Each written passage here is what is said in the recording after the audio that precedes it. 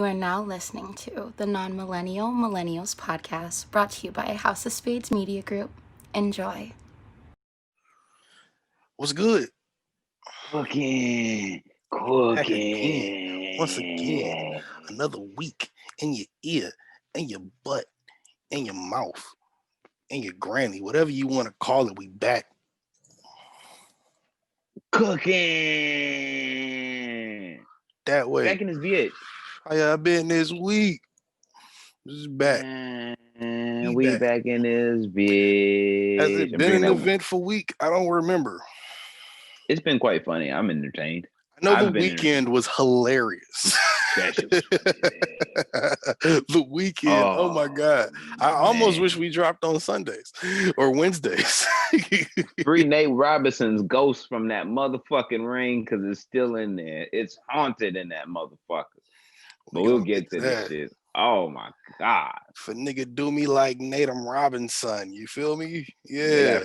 Gotta free all my niggas that's been locked up this week. God damn. Like this, yeah, like, God damn it. For real. God damn it. Shout out to Jay-Z and them for providing this Wu say.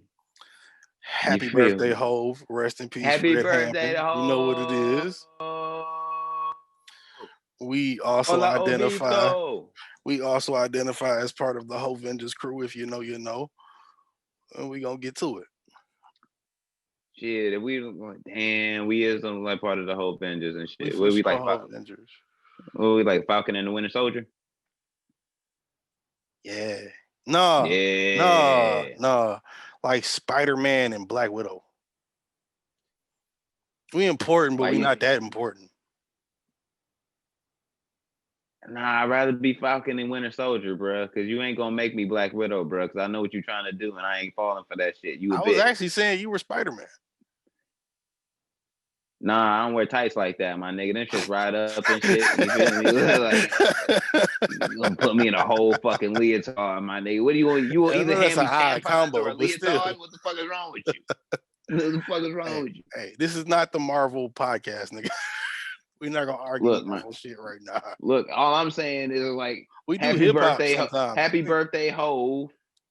And shout out to Emery for and this is a big thing in 2020. Shout out to Emery for not snitching. We need to really bring this thing back to like reality. Always and forever. Always and shout out Emery for not snitching. Always and forever. And shout out to Emery for doing the business he's been doing. Fuck that. That's old shit. Not fuck it, but that's old shit. Let's shout out Emery for the new shit he's done. Nigga, Emery has had mad achievements in these last few years since he's been home. And nigga, yes, salute. Everybody that fuck with Hove. I know they popping bottles somewhere in New York or LA right now, or in another country. Hey, shout out for Hove. But anyway, who the fuck are you? And we can get into the shit. Well, y'all know what it is. Once again, always and forever, we live from the house of the man with Desert Dick hanging in the halls of Valhalla. Goddamn it! If you don't know, you won't know. From the womb to the tomb, I bees the motherfucking man, Busy 9-3. Some call me Busy Black. Some call me the motherfucking what? Can't go Don. Some call me Kwame Khalifa.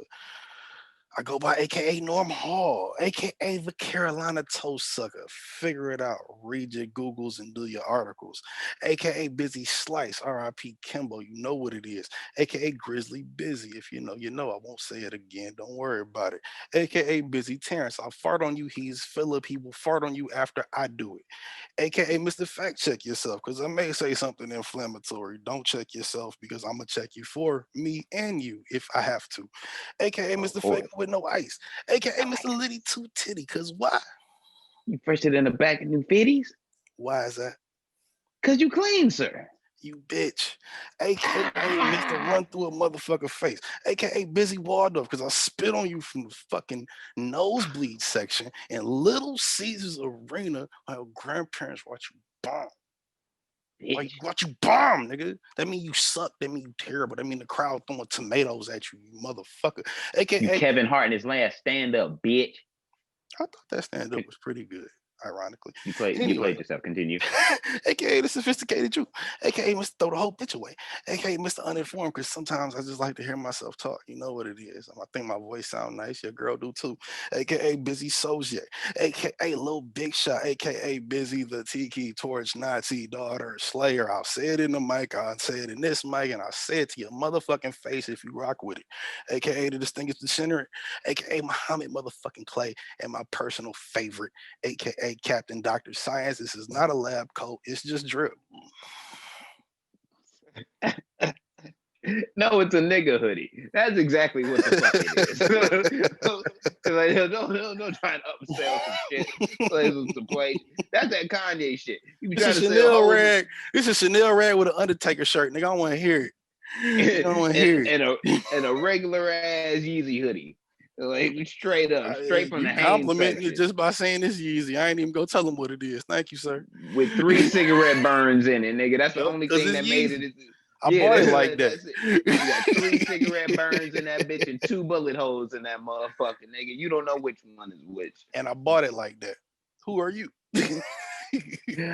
I, sir, hailing from the home of bitches, tequila, 50 cent margaritas, and cartel dealings. Yeah, now is your A1 on the mic, motherfucking Jose Ortega, aka Tequila Papi, aka Martin Quarantino, aka all Jews and white people owe me money. Why, Mr. 93?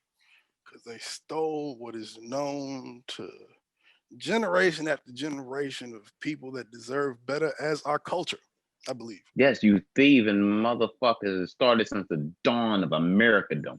Like nasty motherfuckers. AKA the dopest things since fentanyl cut heroin.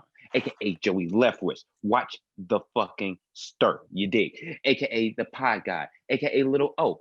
AKA me and your girl point and laugh at you and busy spit hit you at Little Caesars and your grandfather's having a heart attack. Your grandmother's having a stroke. I spilt my $8,400 on Slurpee on her white dress.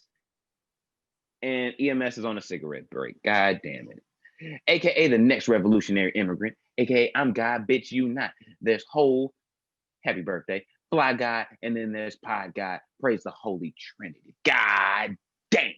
AKA the reason your girl has whiplash. AKA Overtime Ortega. AKA Tony juggling the speakerphone. AKA 2020 Space Ghost. AKA the improper disciple. AKA Debo yo AKA.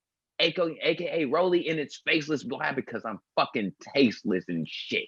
AKA Tito Lee. AKA Washington Irresponsible. AKA Zay Mysterio. AKA the Kush Crusader. AKA Healthy and Married COVID free. And this is a brand new one for y'all motherfuckers, AKA the Petro Gnome. And it's what, like episode 194? 34. 134, Non-Millennial Millennials Podcast, House of Spades Media. We in this bitch. This nigga jumped ahead 60 weeks. I think I just watched like the fucking news Joe Budden and shit. I think they're at 394. That's what I was like. I know we ain't at 394. You know what I'm saying? I know we like 200 episodes behind, but we only do them once a week now. So that's the only reason we close for that half a year. We did the 2 episodes. The only reason we even in the hundreds probably. Got we probably did. Huh? Put our shots up. Yeah, I'm saying we probably did like 60 episodes, like that year. Or no, what was it? 2 a week for like a year. So that's yeah, that's 52 weeks. So 104 episodes. Yeah, because we started out doing 1 for like the first 6 months, and then we cranked it up to 2 for like a year, and then now we get 134. Yeah. You know what's funny? I tell people, shout out to the few of y'all that listen to this podcast and check it out on your timelines. Even if you don't listen to it all the way through, shout out to y'all. Share it with your friends, even if you don't like it. Because you know what's funny? I tell people we've done 134 episodes of this podcast, and they are fucking amazed sometimes because doing 100 episodes of anything is insane, much less a show you're not being paid for. I've sold in the way I've explained this to my parents. I've sold an independent album 134 times. You can kiss my still ass. Waiting for the return. Where is it? Like, but look, I didn't push 134 mixtapes. Like, the fact. And some of these episodes are long enough to be 2 mixtapes and an EP together. So hey, we do Joe Rogan episodes, nigga. If you sit through it, you sit through it. But you know. If you know, you know. I'm just saying, you give my ass motherfucking money and shit. I'm gonna go stupid. Hey. Like, oh man. And please believe, if we was doing it for the money, we would not have done 134 episodes. We genuinely like each other, believe it or not. Yeah, I hate this nigga on most days of the week. Matter of fact, the fact that we do this podcast is the only reason I talk to you once a week. I believe it. We would destroy for you listeners. We would destroy this entire fucking show if we talked to each other multiple times a week. Yeah. You would have nothing. We wouldn't talk to you about nothing. It'd be like, yeah. Everything we would have talked about during the week, we'd say for y'all. You know, it's like, what do you do? What do you do? Please don't take that for granted when we're on episode 334 and we have hopefully at least, I don't know, 10,000 more listeners. 10,000, 10 million. All of you are appreciated. And you're here with us again. Shout out to you new listeners. Shout out to you old listeners. We always got new listeners now for some reason. Shout out to all of y'all from all around the world. Shout out to you female listeners, you ladies. Shout out to the new male listeners and shit. Shout out to all you people who are great and terrible parents who listen to the show. Mm-hmm. Yeah. Even if shout out to all procreate, you should listen to this. Yeah, they're like, shout out to all you people that are complete assholes that need to be neutered that listen to this show. You know what I'm saying? Shout out to the people that listen to the show, man. Yeah. You know what I mean? If you're a new listener, old listener, shout out to the Durans Detroiter. He's one of our biggest fans. If you know what I'm saying, you listen. It's not for everybody and we know it, but this shit just like TV, baby. You can change the channel. There's plenty of other podcasts out there. But if you want to hear the hottest and the dopest and the realest shit from two of the smoothest and realest niggas you've ever met or seen in your life, then you need to be listening to this, baby. Sonic fucking excellent. You did. But what's been good this week, my nigga? Well, I don't know. As soon as we fucking left this motherfucker, which one do I start with? Which one do I start with? Do I go into it? I want to. I mean, his head bounced off the mat, bro. Nate Robinson, a hood nigga, his head bounced off the mat. All right, that boy from the suburbs. I am really, really, really, really, really glad we started right Snoop here. said it himself, God dang it. Snoop said it. Shit, he know everybody. The streets was supposed to get a win that night, and damn it, we didn't get it. And we didn't even know we wasn't gonna get it. We thought it was in the bag. Look here. He came out there. What the fuck was that? I think we discovered a lot Saturday night. And this is what niggas can't fight. Absolutely. Now look here. I, as a basketball fan, recall once upon a time when Nate Robinson was on the Knicks and he was one of the smallest people in comparison to Muggsy Bogues in the NBA. Right. There was a fight between the New York Knicks and the Denver Nuggets. It was quite a normal night in Madison Square Garden, as we should assume. You know, pretty benign. And there was a completely fucked up foul going towards the basket. Nate Robinson hopped his little ass in the middle of a scuffle.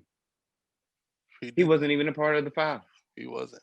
And trying to defend his teammate with his loud mouth, came at the other basketball player with his arms down by his sides and hips and said to himself, "Nick, what the fuck you about?" In this moment, all 4 this is feet when I realized,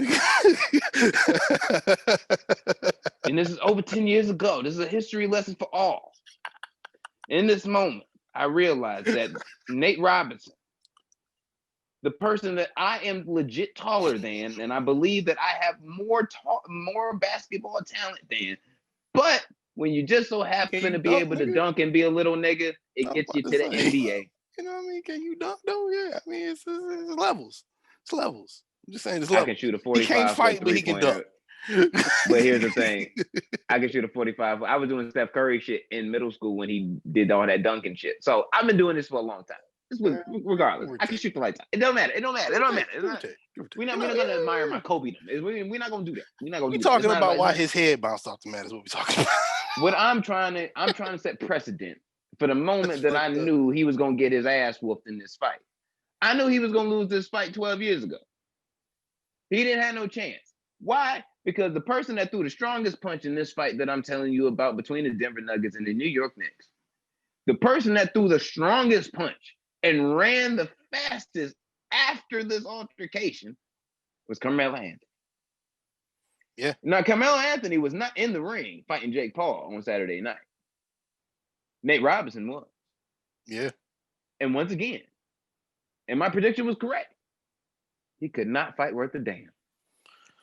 He hugged the shit out of Jake Paul like he was his long lost motherfucking high school lover, just to find out that motherfucker was abusive and punched you in the motherfucking head so hard that you hit the floor and you embarrassed every nigga under the motherfucking height of 5'11" in the NBA to ever play. Like Joe Budden say, he just got to go knock out every nigga under 5'10". It's not just happening for the culture. It's not happening. No, Spud Webb to choke the shit out of his ass. Spud Webb kick his ass. I got Muggsy Bogues in 10 seconds. You know what I'm saying? Who else short in this bitch?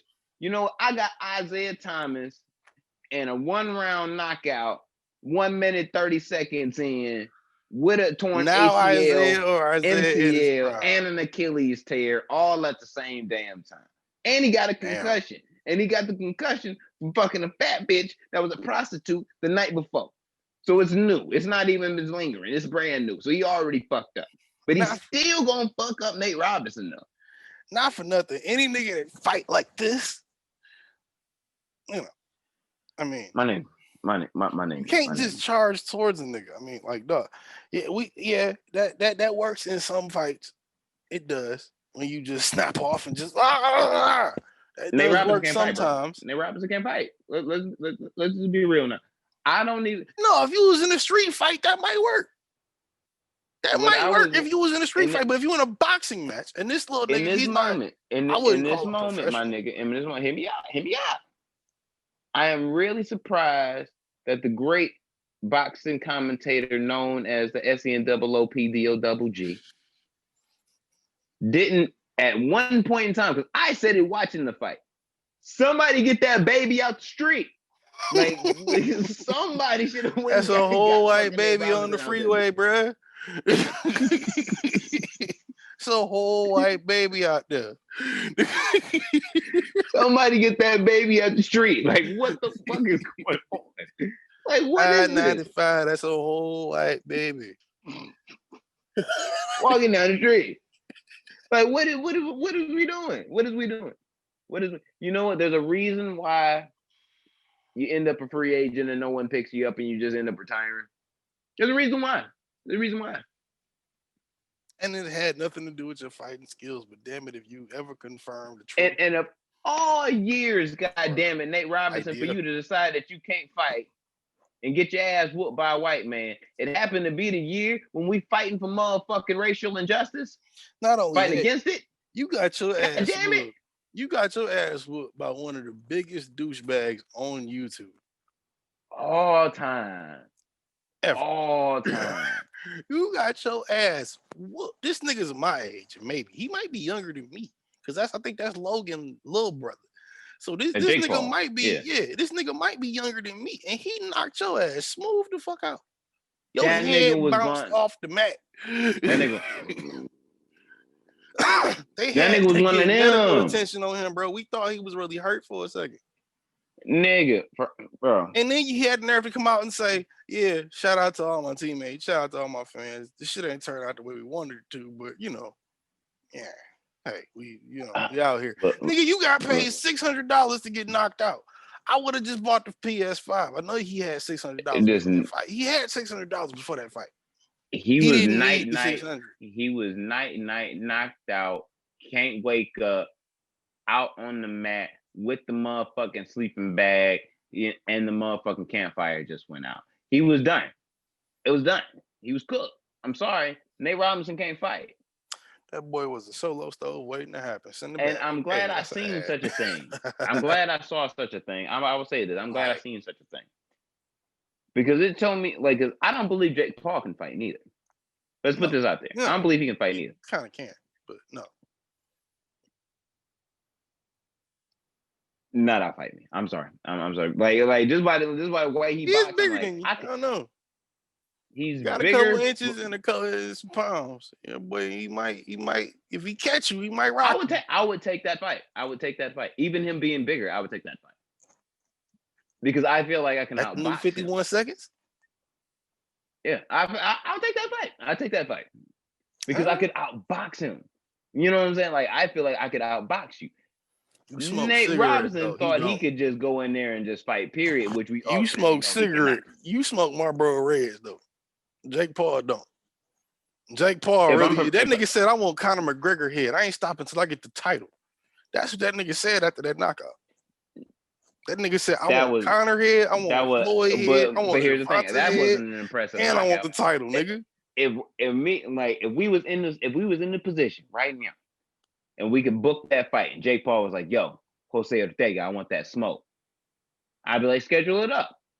I'm telling you, my whole life is going to change. The way I eat, the way I train, the way I think, the way I drink is to win this fucking fight. I'm a competitor. I'll put down whatever to whoop your ass. You had to gain like 20 pounds of muscle to fight that nigga. Maybe not 20, at least 10. At least 10. That's nothing. I can do that in a month. Yeah. So like most fights happen like at least 3 to 4 months out. I got time to gain. Oh yeah, they had time to train. I was like, I got time Nate to Robinson gain the weight, balance the weight, and train for it, and get into it. Like, no, nigga, like I don't think that no, fuck no. Outbox me? No. I'm sorry. Him? No. For a fact, 1000%. I can't catch Nate Robinson in the club and he wants to act buck. It's like, nigga, you better stand down. I don't think he's doing that no more. I don't think he's gonna do that. That nigga about 40 something. He ain't gonna do that no more. He ain't bucking up on nobody after this. I am a small guy that could hoop. So it's he ain't bucking up on nobody. It's like I fuck with Nate Robinson. But if me and him at the bar, at the same motherfucking club, same bar, and he just happened to be a little too fucked up and like, nigga, get out my way. I would look him straight in the face and be like, Nate. Watch your mouth. Watch your tone. You do not want this smoke. Watch your tone. You do not want this smoke. You have played for millions. Me and my family come from El Barrio. I will fuck you up. Okay? It's not even going. It's going to be a completely different set of circumstances. Bro. You remember how your head hit the ground when Jake Paul knocked you out? Your head going to be on the fucking wall over there. Stop it. Stop. Don't do this. Don't do this to yourself. Because you know what they're going to say about me? They're going to say that I was the angry Mexican that attacked the black man and I'm just buying into the whole motherfucking stereotype. I don't want to be that. Nathan, calm down. I don't know. If Nate had got the knockout, I don't know if we'd be saying that. I think if Nate got the knockout, it would have been like somebody get this baby out the club. That's what I'm saying. Somebody get this baby out the club. No, the fact we had to say that is the problem. The fact it had to be said. That was a someone call 911 moment if I've ever seen it. That was for sure the weakest fight I have seen, like professional, unprofessional, amateur, exhibition, street fight, in the club, bar fight, in a bathroom. That's the weakest fight you've ever seen? In the last what year is it, 2020? In the last 9 years. No. Yep. Weakest fight in 9 years. For me, personally. You must have seen some good fights. Like a lot. A lot of good fights. I haven't seen that many I've seen some bad fights that were more entertaining than that. Because in my head I was like, all right, as soon as this first round was a good fight. It was a terrible fight. It was a semi-pro And I'm not gonna refuse to call him a professional boxer. It was a semi-professional boxer fighting a basketball player who wanted to smoke. The only reason it happened is because he wanted to smoke. But it's like, look, man, you can't want the smoke and not be able to deliver no smoke yourself. One would think, like, but what happened, nigga? You don't even have to go in. You don't even have to go in that bitch with motherfucking presidential loud smoke. You could. This nigga didn't even go in that bitch with Newport smoke, my nigga. He had. I think he was smoking Newports before the fight. No, nigga, he was smoking them pussy and sticks. Roy Jones was smoking Newports. He was smoking them pussy stick vape sticks, nigga. That's what, like, nigga, man. Nigga said he must have got a hold of a pussy stick. God damn. That nigga got a hold of a motherfucking diet cigarette and was like, I'm being innovative. No, nigga, you being pussy. So let me hit that jewel right like, quick. Like, nigga, bro, you, fam. I'm like, look, fam, like, look, I'm all for it. I'm like, I was telling my wife earlier, when I played sports, when I played soccer, when I played basketball, I was always nervous. Always felt like my stomach was about to fall out of my ass when I was going towards the middle of the field before the first kickoff or before tip off. Every single time. Never got over it. Never. I always felt like that until I got the ball in my hands. It was my first time, like the first kick. Right. After that, I'm good. I'm in it, like instantly. Nate Robinson, I felt like, all right, nigga, for a moment like this, you have not fought in front of people in a ring before. And this is a smaller ring that they did for Thriller. Right. Or Triller, or whatever the fuck. But it's a smaller ring, I understand it. Even if that's like smaller than you're accustomed to. But you never fought in the zone before. Cool, fine. Your first round, you trying to hug this nigga, trying to get him off. You trying to figure it out. All right, you trying to figure it out, that's cool. Trying to find your balance.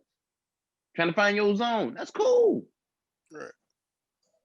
You can't come out on the pussy defensive in the second round. Like you don't know what to do again. You better figure it the fuck out.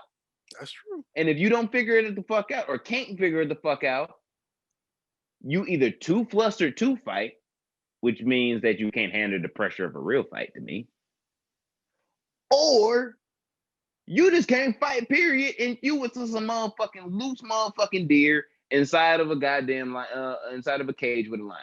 Okay. I see where you're going with this. Time out. And I'm not shooting them Bill by saying this, but time out. You better not shoot that nigga Bear like Steph Curry. I'm not. You better not. You better not. I'm not shooting them Bill.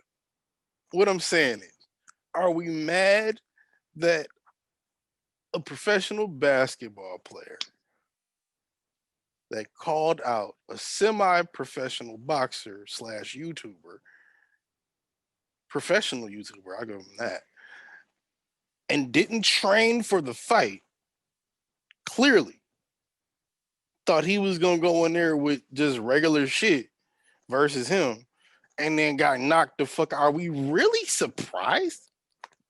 We're surprised he didn't train, maybe, yeah. But come on, bro. Like, what? I'm not subscribing to that shit, bro. I can't subscribe to that shit. And the reason why I can't subscribe to that shit is because you took, if you Nate Robinson, you took the fucking fight. You knew. No, you asked for the fight. Fuck, took the fight. You asked for the fight. Exactly. But you knew that you didn't train for the fight, whatever. I don't like that shit. Like, in my head as a competitor, I don't like that shit. You have all the reasons to make the excuses, or you're making excuses, whatever the fuck, or you set yourself up for an excuse to be possible if you lose. How about this? You just go in there, prepared or not. If you accepted the fight, you accepted the fight. Win, lose, or draw, you go in there and you fight to compete. Even if Nate Robinson really gave his all to fight to compete, you cannot compete with who I've seen Jake Paul fight. I've asked for that fight before. Who was the first person to fight? Who was the on first this person same show? On this same exact show and podcast that we have created, District 9013. I don't remember that. Who was the first person he fought? I thought it was like a YouTube rapper or something. No, because that was only his second. No, I caught out professional fight. I caught out Logan. Okay, but because Logan was talking the same shit at one point too. Yeah, I hate both. But of them. Is that I hate both of them too? But my thing is like I seen Logan fight, and it's like I heard the hype about Logan going in before I actually seen him actually fight. Like niggas was like, yeah, like you can really fight. And I'm looking on YouTube and Twitter and like you can really fight. Seen some clips. Right. Seeing him actually in the ring, I'm like, oh no, I could flush this nigga real quick. Real fast. I believe in the cerebral game of fighting than more than this your size. That's Bruce Lee, Muhammad Ali shit.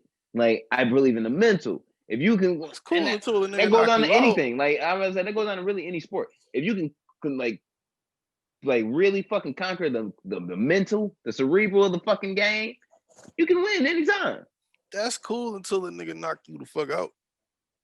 Yeah, but you also got to know how to fight though. Like that's what I'm saying. Like you got to know how to fight. So if you Nate Robinson, I know how to doing this. So it's like going into that. I know how. Like I'm be like, all right, cool. Even if it's tat. All right, cool. All right, for sure. All right, I know where you at today, for sure. Even if I lose the first round, I'm not gonna come into you like hugging you in the second round. No. I feel it. But I'm like, that's me as a competitor, but I know how to box. Like, box for real. Knock your ass clean out. It's cool. Me and Daniel Hernandez see each other. If I catch him clean on a regular day, like if we just like in the club, bare knuckle, oh, that's a 2-page. That's done. You ain't gonna Javante that nigga and try to hype him up.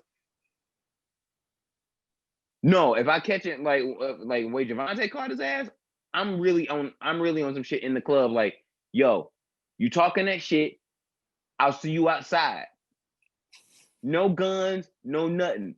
All knuckles. What's good? Don't YouTube, no Instagram. It's really one of them where it's what was it?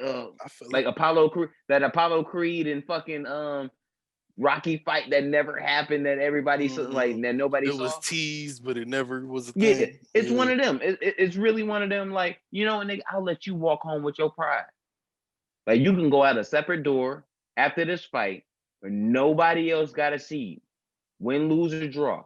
We fighting the fucking back in the basement of this bitch. And I'll whoop you like no phones, no nothing. No one knows what the fuck happened in this room other than us. What's up? Yeah. You take that fight. If you and to me, on some Jordan shit, that's the mentality of somebody who really can know how to talk shit and back it up. If there ain't nothing involved, you ain't like in this room. The only you can walk out this bitch, completely get your ass whooped, and be like, man, fuck that nigga Jose Ortega. I know what happened. I'll let you have that. I know. Niggas used to settle shit like that before, well, to some degree, niggas would settle shit like that at a certain point. But what I'm saying is like bare straight knuckle. That nigga wanted to troll Javante after that. That's some bitch nigga shit. But who are we talking about though? It's Daniel. And not to spend too much time on Daniel or Nate Robinson's head bouncing off the mat. How the fuck you think Mike look? Because I thought for 54 years old. That nigga look sharp. Ooh, I still wouldn't fight him. That nigga look sharp. I still wouldn't fight him. That nigga, the first hit in the first in the first round, nigga, that he got on Roy Jones' face. You heard that pop. I was like, ooh, shit. I'm good. And it was still them tight motherfuckers like that. That shit I was talking about last week where you just move it. Pop, pop, pop, pop, pop, pop. All right, bro, you got it. Leave me alone. You got it. Leave me alone. Yeah, because that one it was fuck that. You got it.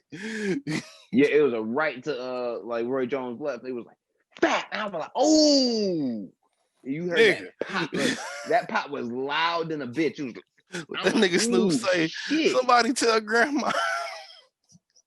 Somebody tell grandma they fighting again. Both my uncles fighting at the barbecue in the backyard. Remind me about my uncles, nigga. But don't it? Get him, Unc. Get him, Unc.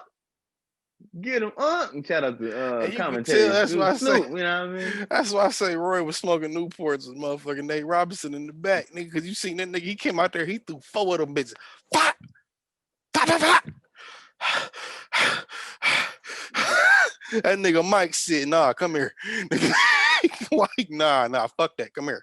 We said it's 8 still rounds. Undisputed fact that Mike Tyson, in my opinion, is the scariest fighter I've ever seen fight. I'm 27. I would not fight that man, bro. I could probably go longer than him. I wanted to fight. State, but I wanted to cry. No, I wanted to cry for Roy Jones at a certain point. Like, there was a certain point in the fight where I really wanted to cry for him because I knew that nigga was hurt. His rib cage was hurt like a motherfucker because that nigga, like Mike, was fucking his ass up in the ribs. Did you see the post conference, the post shit where they was talking next to each other right out the shit where they were still winded? Roy said everything he wanted to say except I'm never fighting this nigga again. He said everything. That nigga shouted out Mississippi about 30 times. Or Missouri, wherever he's from.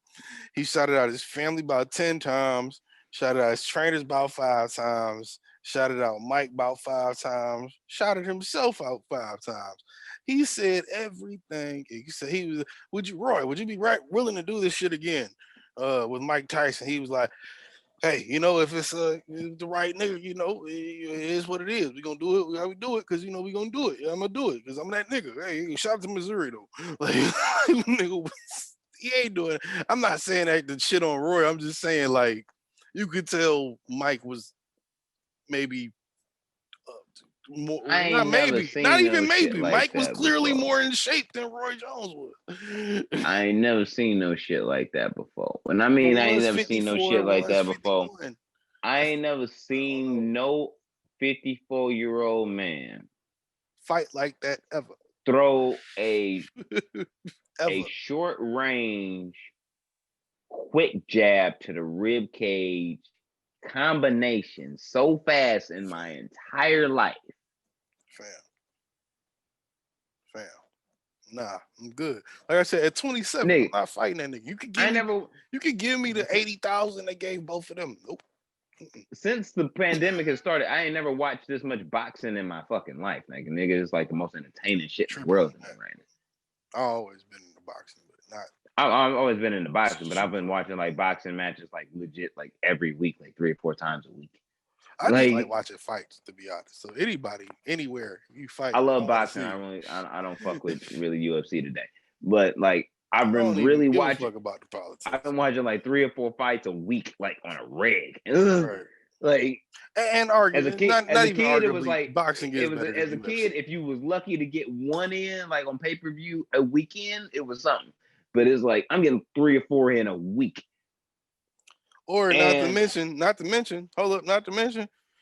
the parties you would go to pre-COVID, where it's like your man's, what I'm saying, throw a little party because the fight is $100, $200 or whatever. You invite 10, 20 people over there, smoking, BYOB, watch the fight. You know what I mean? Turn up. But that is one thing but what I'm saying is like there is niggas that I know that are hungry as fuck from the bare ass parts of fucking Colombia and Russia and all types of other fucking places around the world who can't even, like, in the heavyweight category, that can't throw a combination. I haven't seen it, at least, as fast as Mike Tyson does at 54. Yeah. And I was like, that shit is scary as fuck. If a 54-year-old man like him got fat. I'm telling you, like a 24, a 23, and 20-year-old can't do that shit the same way. Woo! Bruh. Man, that's a bad motherfucker. So if like what I see it is, if there was you could knock a nigga out, because you could tell like Mike was pulling some of his punches. The face punches where he got him, he pulled a couple of those. Right. If he could knock that nigga the fuck out, If it wasn't an exhibition and actually would have counted towards their records, that would have been me. So This is what I call for. I want a non-exhibition Mike Tyson fight versus whoever the fuck is willing to die for the smoke. Meaning in terms of what? Like anybody or like who's willing to sign a waiver that you might die if you go into the ring with motherfucking Mike Tyson in a motherfucking 8-round brawl? I mean, and depending on the price tag, I'd take that fight.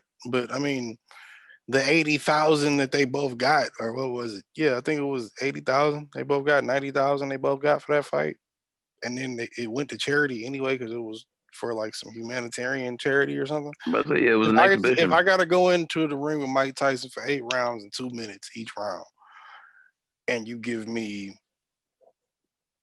$250,000, yeah. In my current body, I'll do that. I won't even train. In my current body, I'll do that. You'll die in there, bitch. No, I'll throw up a few times, but I won't die. No, you'll die.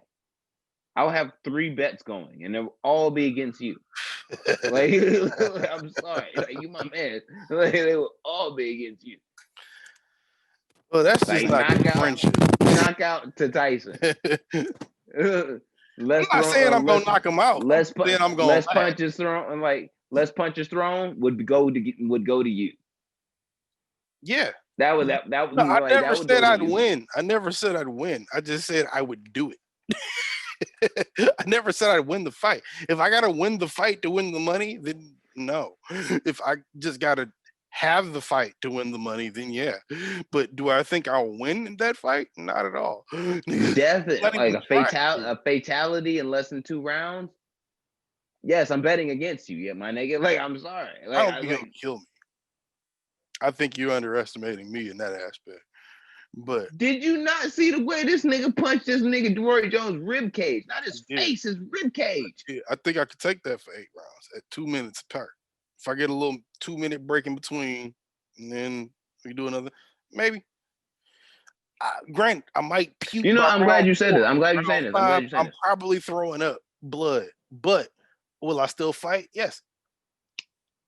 I'm glad you're saying this, because my question is to you, District 93rd. Who the fuck do you think you are? If you play, like, who the fuck do you really think you are? You think you're gonna do 8 rounds? 2-minute rounds? 2-minute rounds would be great. You saw the way that nigga was punching, bro. Yeah. Nigga, I'm telling you straight up. I'm not saying it's not gonna hurt. I'm not saying it's not gonna suck the next day. I'm not saying none of that. I'm not saying I'm gonna win. This nigga. I'm not saying it's not going to suck the next day. I'm not saying I'm not going to win. I'm not saying I might not leave with permanent damage. But would I You're going to be fucking $250,000 for the rest of your life? Maybe. If I protect my head, I know how to protect my head. I've been in enough fights. But them body shots. Look what happened to Nathan. Them body shots, no, he ain't going to get my face. I'm going to make sure of that. But them body shots going to kill me. I'm going to feel that tomorrow. But $250,000 and I ain't gotta win the fight, I'm doing it. I'll recover. I'm doing it. You know what? This is what makes me a terror behind me in this moment. This is me admitting the terror behind me. Homie court. I make so much money off of you losing, so I'm all for it. Like it's kind of it's kind of fucked up, but it's like you willing to take this L. If everybody knows I'm gonna lose, you just want to see me get my ass whooped by Mike Tyson and see me. No, I don't. I told you not to take the fight. No, I'm not saying you want to see that, but I'm saying there's a draw because it's like, yeah, no, I want to see if he can do anything. And nigga always thought like he could fight. Let me see if he can fight Mike Tyson. Fuck it. Yeah, I'll take that.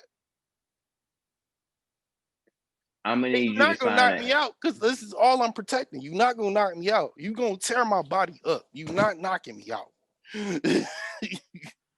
You're gonna tear my body. All of this is gonna be wrecked tomorrow. But this shit, you not getting my jaw. Well, you might get me once. You're not getting me. Like I'm gonna need you to sign. I'm gonna need you to sign an N.B.H.A. before you do this fight. a non-bad homie agreement. Okay. I'm gonna draw up the contract. The contract is pretty much I'm telling you straight up, I'm gonna bet pretty much my whole family against you winning. Like, I'm pretty much gonna put my wife up for the fact that you will die in the ring. So, with my confidence wife up on it. I'm confident I'm gonna get her back. I'm very confident. What if I get the knockout? What if I catch Mike slipping? Nigga, please. What if I catch Mike slipping? Your life is ruined. Please. You sold your wife into slavery. You broke. Nigga, what if I catch Mike slipping at one time? What if, like we talked about last week? What if I'm the baddest nigga on earth? Just because I caught him slipping at one time. That boy dropped that fucking, and I was like, fire. It was like, whoop, over with. And it might have been, I probably wouldn't even knock out Mike in one, but it'd be like a pop, pop. Just a 2-piece. That boy gone. What happened? Because it's not going to be one punch. But 2? That's maybe. Oh, shit, I'm crying. Because I think that's the most impossible thing on earth.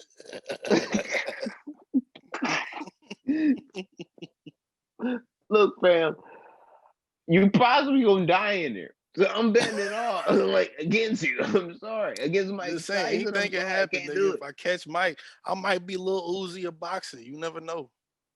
No, you're not. I'm sorry. No, you're not. Next thing you're gonna be like, even if you got close and you didn't die in there, you'd be like, well, man, I probably could fight Brock Lesnar. No, nigga, you can't. No, that's not a fight I'm taking. You give me $1 million for that. I'm not taking that fight. Brock Lesnar and the Mike UFC Tyson fight. I'm not taking the WWE Brock Lesnar match. And Mike Tyson. I'll take 3,000 years ago is the most profitable gladiator fight in all of them. For sure. All of them. For sure. They headline 1,000. They headline each event. 1,000. That would actually be something I would be willing to do. Be like, go back in time in a DeLorean and be like the Don King of gladiator fights. No one thought about that. No one thought about that. I could rock with that. You know what I mean? You ain't really got to be a king, nigga. You just setting up the fucking fights and shit. You just entertaining everybody. Except like exactly what Don King did. But I have to be the king. Real shit. You know what I'm saying? You be partying with the freak bitches and be like, hey. You just looking at the afro. So where are you from again? Is a place called 2020. It's fucking terrible. Y'all ain't read about that yet? I'm like, bitch, I don't really want to tell you, but shit is like on screens and shit. You can see people. It's all types of fucked up. Words be on it. Like words. Yeah, like words be on it. Like, you ever heard of TikTok? Like mad amount of fake titties. Fake titties? Yeah, they got those. Fuck fake titties. You got full-blown dick and pussy action. Which you got to say it like that because you can't say porn. If you go back in time, they might not know for real, like the extent of what you mean. So their brain might melt if they see what we got today. Like imagine your great grandma going on Pornhub. She'd be like, and probably stroke out. You know what? I do believe in the aspect, and also one of the things I would do with the DeLorean, I would go back in time with modern day weed and introduce those people to it of the time. Maybe go by like 300 or 400 years in advance. Like, I mean, like in the past and shit, and introduce that weed to the world. That changes the whole landscape of history at that point. Exactly. You know what I mean? That changes the whole landscape. Imagine you come back to 2020 after changing the landscape of what history, like you take strawberry presidential OG, take it into fucking 3,000 years ago when they were smoking weed. Funnel that down today, nigga. This shit gonna be glowing in the joint. Bruh, the medieval smoke that shit. You would have been so much more lit if they had pink gelato. Can you imagine the difference in every era. If we could go back in time with a DeLorean, in every fucking era that fucked us or has been fucked, let's not say fucked us, but has been fucked, and we could just go back with some of just the best weed. Ain't even gotta be pink gelato. It could be headband. You go back to the 40s with some History headband. Branson, you know what I mean? Now, granted, do things turn out better? Maybe, maybe not. Will things be dumber? For sure, because too many people got their hands on good weed. But at a time when things are volatile. But at the same time, if you get that weed in the right hands, like imagine getting an ounce of Moon Rock to Hitler in 42. And you just sit down and smoke with him and just be like, yo, I mean, I know what you mean, but like the J's ain't that bad. And then you'd be like, I mean, maybe. I don't think it will he work gonna out that argue way. down for a few hours, but at the same time, it I might think be more I think productive we argued it than out with Hitler what we over got. a joint over the Holocaust. This is what I think would happen. This is what I think would be unproductive to that. If we started there, if we just like, yo, we gonna. No, I'm just saying anytime. Yeah, I'm just saying you can go to hypothetically. Stalin. If we started like Genghis World Khan. War II and it'd be like, yo, we gonna introduce it right here, and maybe we can prevent World War II if we smoke a joint with Hitler. I'm smoking a joint right now. It's that or kill him. It's quite extravagant weed. And I'll tell you, if I smoke this joint that I'm smoking with Hitler, we could have a great conversation to try and like defer and like make the Holocaust not happen. But I think if you a sick ass motherfucker like Adolf Hitler, some way, somehow, you was gonna make the Holocaust happen anyway. So the only thing that we possibly could do to actually better the world would be if we brought like 100 pounds of weed in a DeLorean, make multiple trips. That's the only way to do it. Into Nazi Germany before it became Nazi Germany, and distribute pink gelato to all of Germany, the people of Germany. So when Hitler goes up in there and starts going up and like, they be like, yo, you on some bullshit, bro. We don't really fuck with you. Like, you know. See, that's betting everybody's affected the same way. I don't think you can bet on that. I think you got to bet on the fact that the weed is going to do what it's known to do, but you still got to hit niggas with the, yo, watch out for this guy. Because you don't get... But that's why, that's why like the fucking Back to the Future theory is like almost kind of like fucked up. Because but even if you take that theory, and you go back even further, fuck giving it to the people of Germany while Hitler's in power, give it to Hitler while he's a struggling artist, painter, whatever he was. Give it to him then, and then maybe that hatred doesn't fucking go as far, because maybe he links up and smokes some weed with some Jewish niggas at some point and be like, yo, they ain't all that bad. You think that I'm gonna ask you this question. You think 45 doesn't smoke weed? I know for a fact he probably does. I feel like for a fact he probably does not smoke weed. Okay, so you could still be a motherfucking prick and smoke weed. So just because I said does not. I don't think Donald Trump smokes any type of marijuana. I think he ingests a lot of products that are maybe adjacent with methamphetamines from time to time. But whatever. I think he smokes weed? No. Whatever. He gets high of some sort.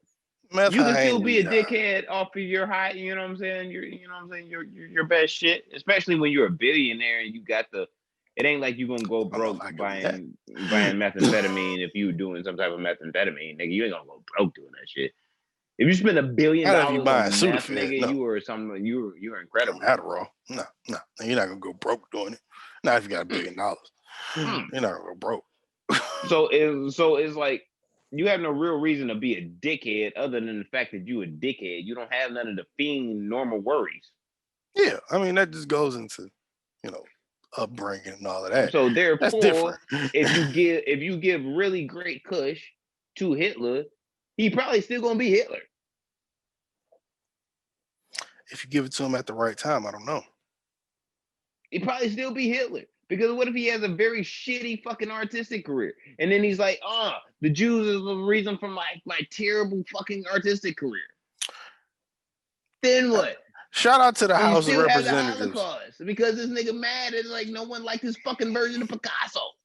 And you're not gonna hear me say that much on this podcast, especially, but shout out to the House of Representatives trying to move and legalize marijuana as a federal legalization. It's not gonna get through the Senate right now, but they tried to.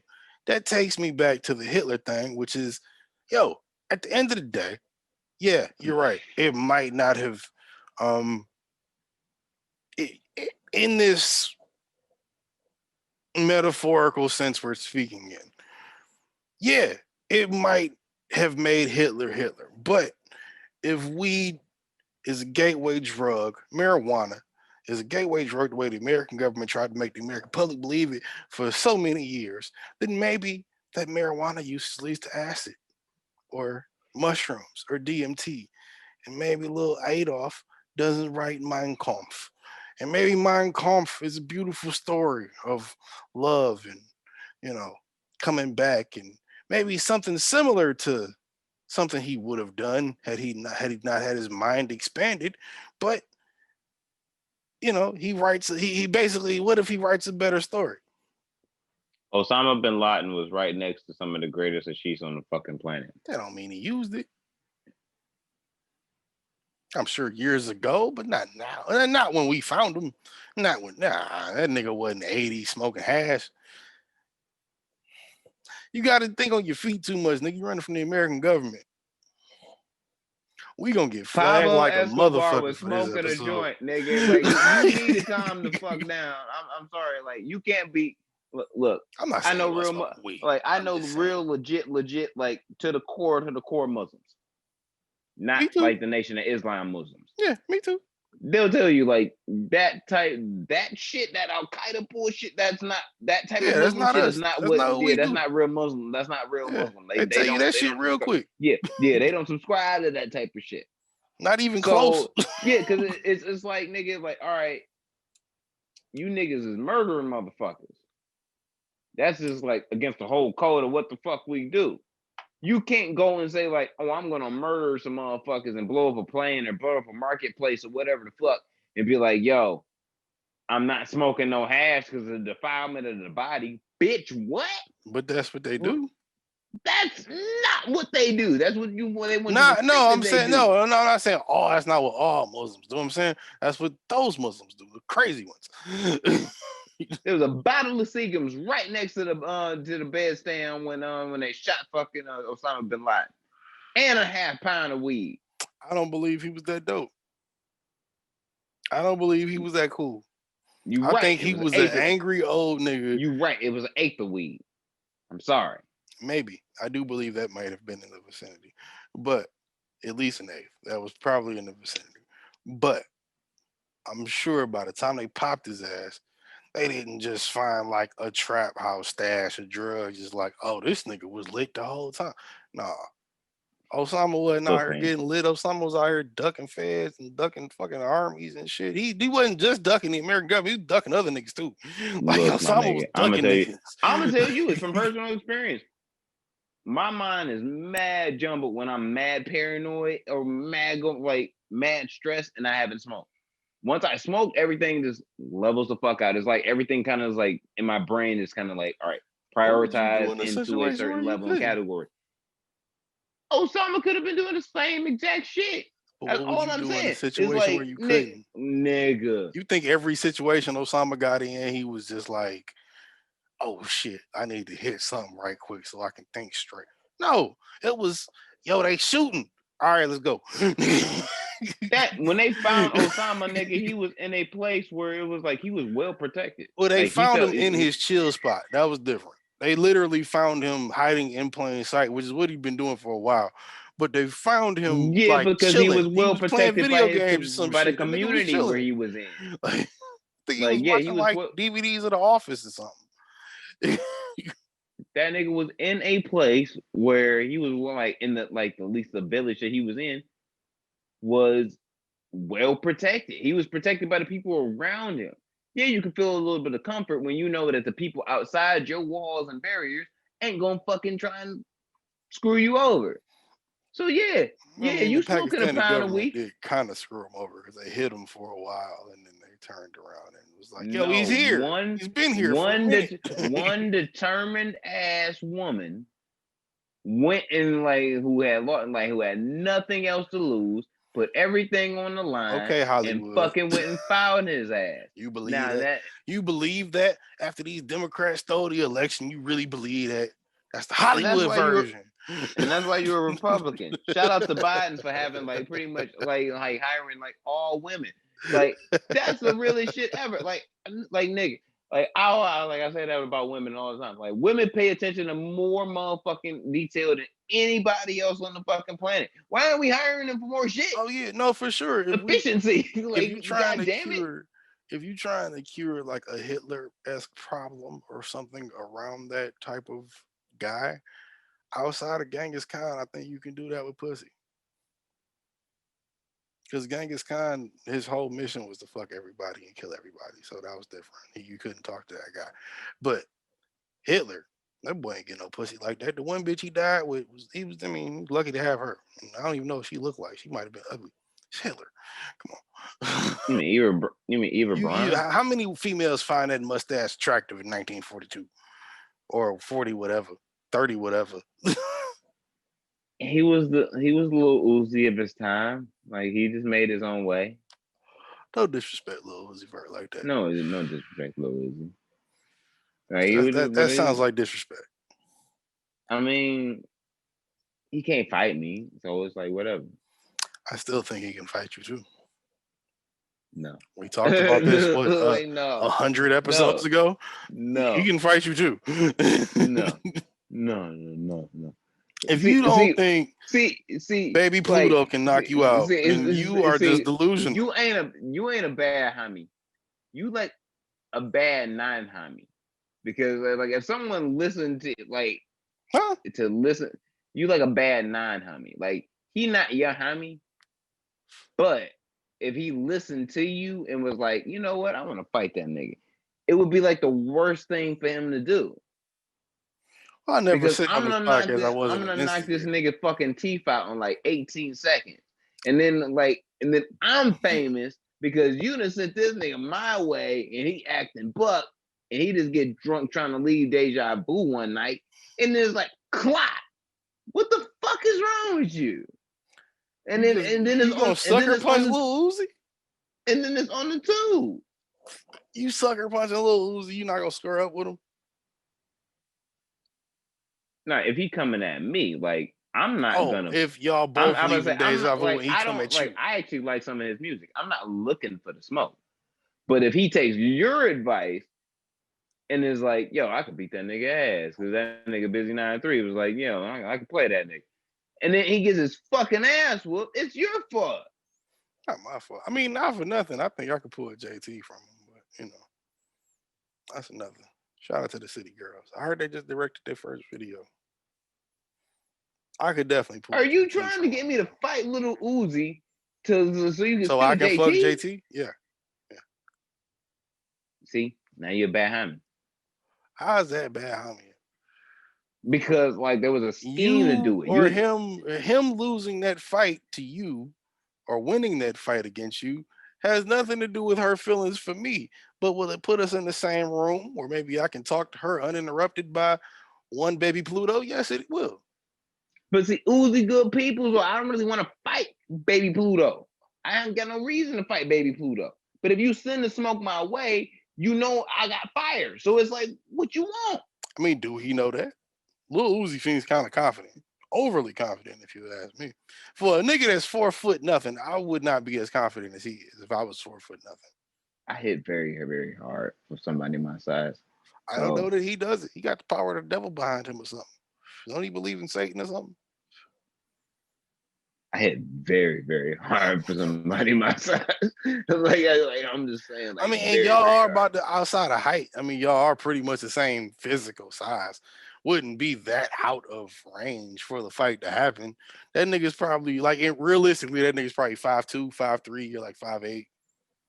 Yeah, I can see that fight. Yeah, adjacent. I'm 5'10". I lift like 180 pound, like fucking rock slabs 4 days out of the week. I mean, no, like you're not gonna no. We don't know what that man Uzi into lifting. that fight, Bistrick. Why Uzi might like fucking fat bitches. You never know. He might be getting you workout get that every night. You're responsible for that baby in the street. You are responsible for that baby. I don't have no affiliation with that man. If you sent the baby into the street, you're responsible to it. Future homeboy. And see, that's what you fucking up all my political ties. Now you're trying to fuck me up with Taliban, which is cool with OVO, which I'm OVO, and now I gotta answer the motherfucking Drizzy, and I ain't trying to do all that shit. Like, no, we're not doing none of that. None of that. No. You the only nigga trying to get a feature on What a Time to Be Alive too. So I mean, I don't know. You got it fucked up, nigga. I'm gonna host that bitch.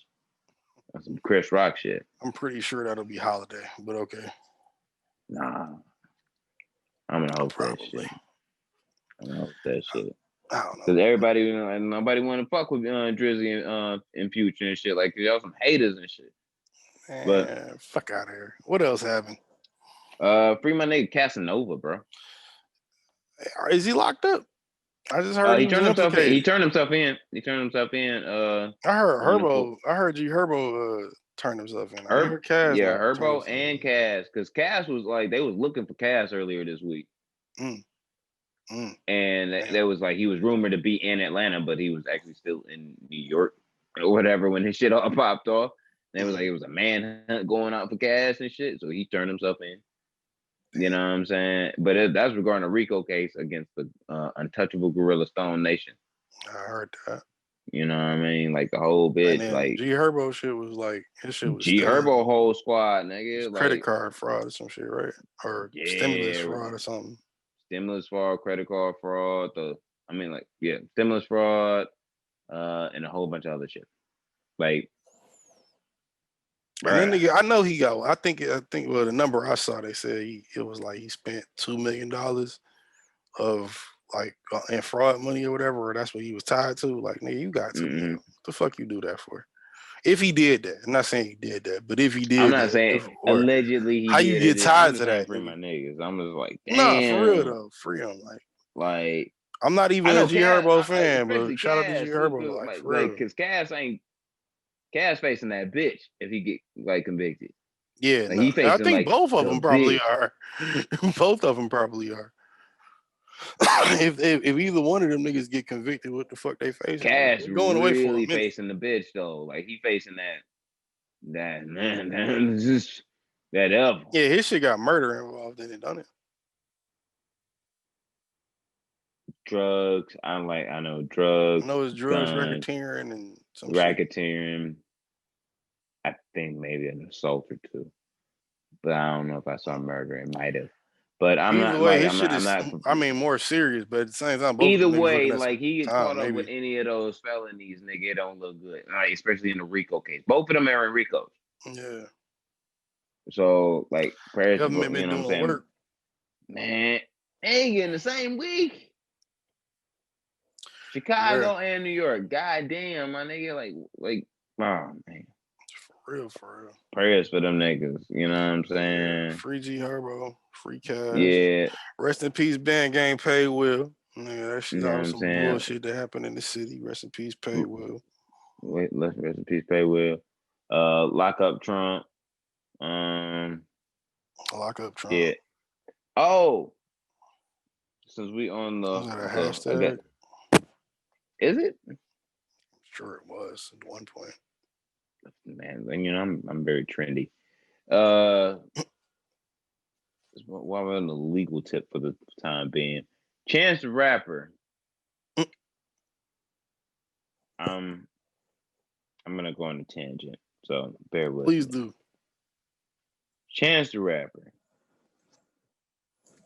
the person that is from Chicago who has a twin who looks like him, who doesn't rap as well or makes music as well, but if they both wear 3 hats that are different colors, they look like the Mario Brothers. Chance the Rapper, who released a album called The Big Day on the day that I got married, July 26, 2019. I believe that was made for a day of marriage, if I'm not mistaken, right? 1000%. That nigga for the absolutely terrible piece of work that was. And I say that as a non-Chance the Rapper fan, but I'm not a fan. Like, I like his music, but I want the music just to be good. But I'm not a super fan. I'm not dick riding. Like, I'm not hype beasting. That's just not happening. Right. But he released that album. And I felt like, on paper, me and my wife are the exact people who that album is meant for. We both think that album is absolutely trash. I've listened to that album like 5 times to try to convince myself.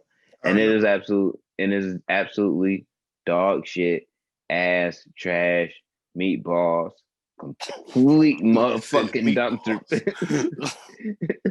dumpster fire by a motherfucking rotten, like, raccoon carcass. Bad. That's fucked up. It's bad. And this fucker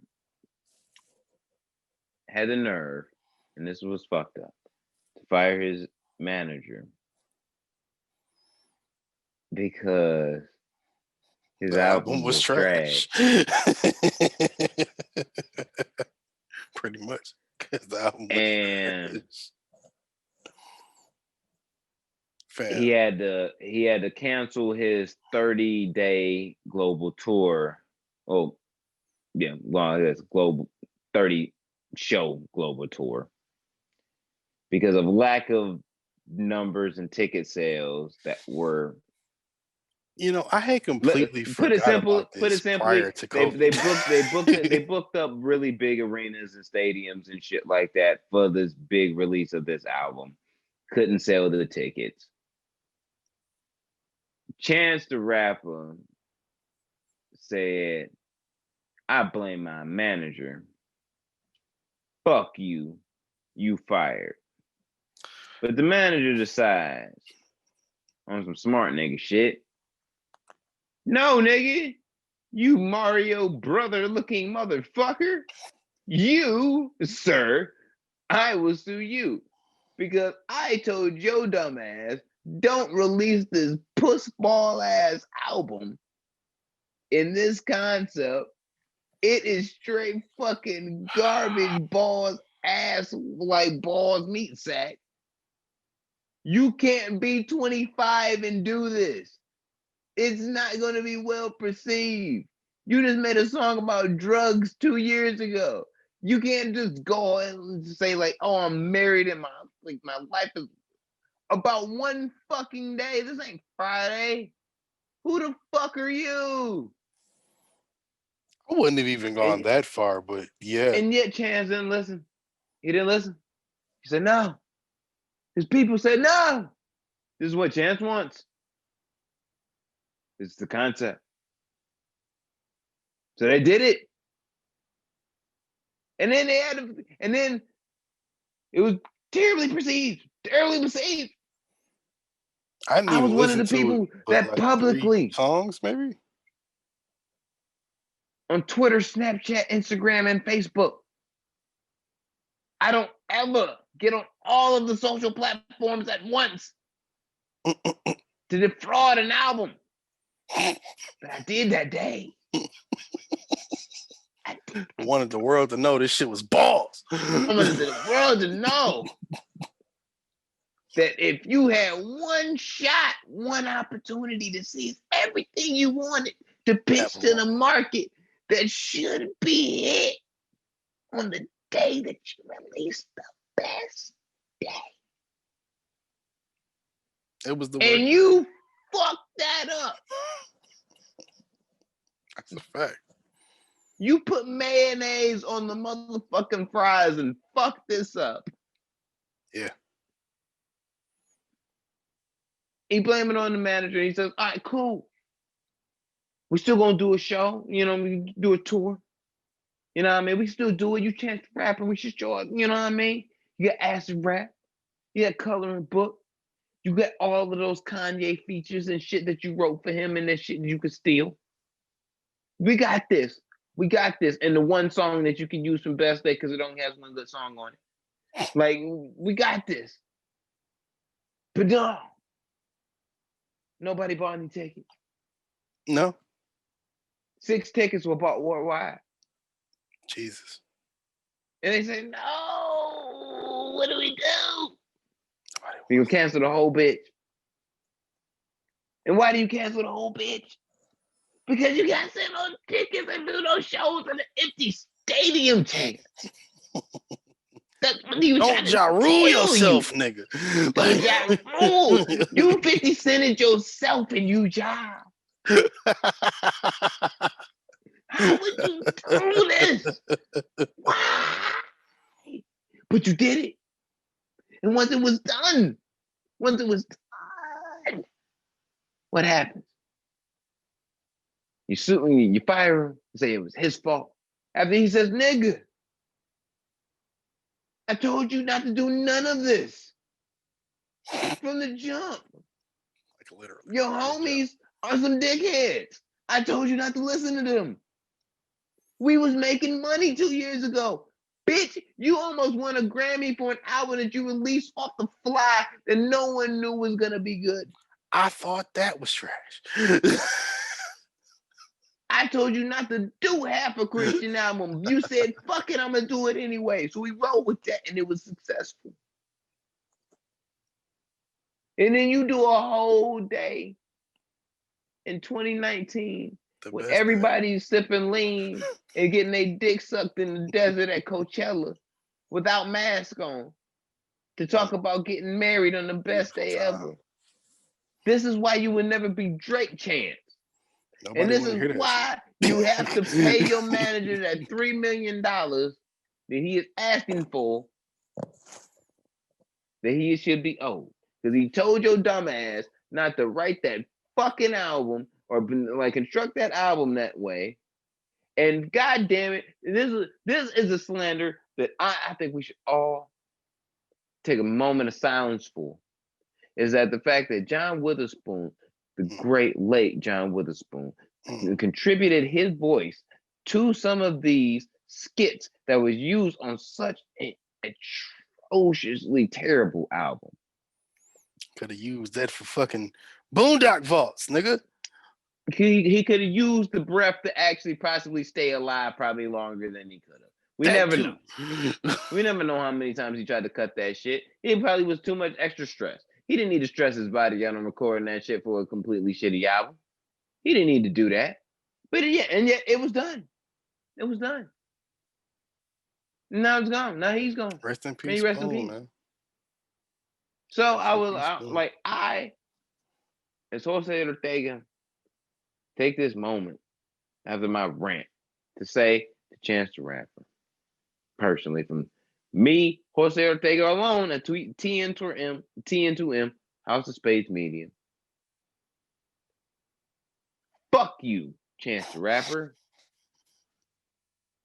You haven't made a very decent body of work since Acid Rap. That's good songs in between. And you couldn't even fucking get Juice cleared for the bring back from like when you remastered the shit and actually put it on streams, DSPs. So guess what? For that to be one of the best songs, fault though. you don't do an entire album. Do a DSP release of a mixtape. When the mixtape that propelled you to greatness and to stardom, without the best song on that bitch. Sometimes you got to do that by accident. You can't really. I mean, you can't. If a nigga own a sample and the sample is my best song, and he won't give it up, gone without best I ever had. Yeah. Yeah. That's it. Those are two different projects. Yeah, you still have So Far Gone without Best I Ever Had. Yeah, that song could not exist. That song could come out. That song could be the single to Thank You Later, whatever. So you saying if you re-release Best I Ever, So Far Gone, like the way it is, and didn't have Best I Ever Had on it, still going crazy. You're not gonna. It's Drake, but Drake and Chance are two different people. That's what I'm saying. It's not fair comparison. That's why I amped it up a little bit. Like when I said Drake, you could take off Best I Ever Had. Oh, see, I would feel those type of way. If you take off No Problems off Coloring Book, I don't even know what the lead single for Acid Rap was, but if you take No Problems off Coloring Book, you going back to that? Oh, okay. Well, okay. That's why. Yeah. If I can't clear the sample, it's not my fault necessarily. You don't release the fucking project, Chance. No, I'm trying to get this money, nigga. Look, Chance is trying to get look, fam. I'm not gonna not release the project because that one dude wanted to be an asshole about his song. Fuck you. This is the moment we get canceled because I'm going there.